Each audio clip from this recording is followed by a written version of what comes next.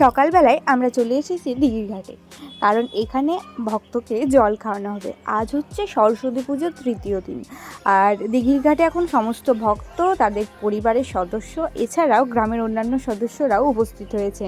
কারণ এখন ভক্তরা 3 দিন যেহেতু না খেয়েছিল, আজকে স্নান করে জল খাবে, ফল খাবে।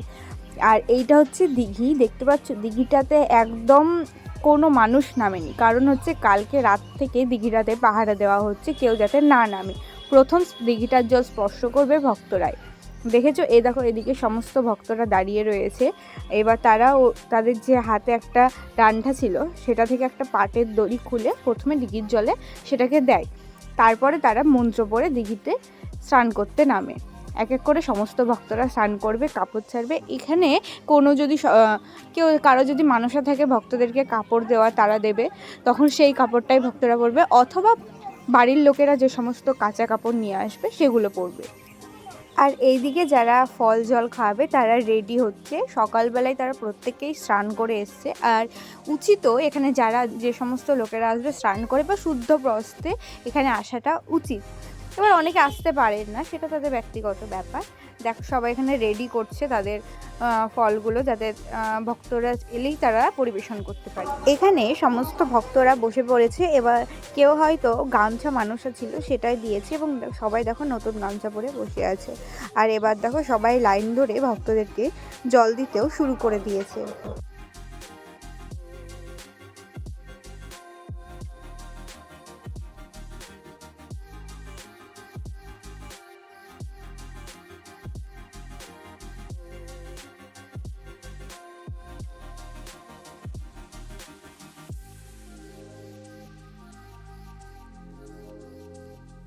এবার রাত্রেবেলায় আমরা রেডি হয়ে গেছি। আজকে হচ্ছে ভাসান।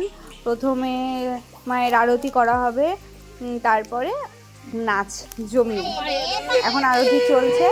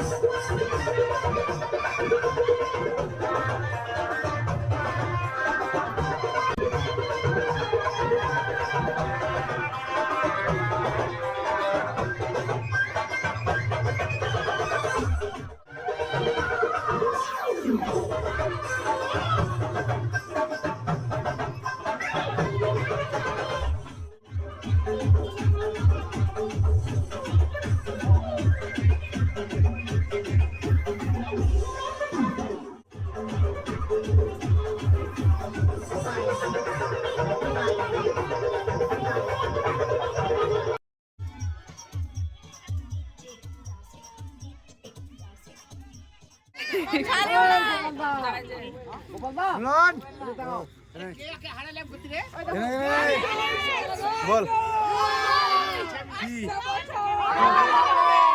ঠাকুর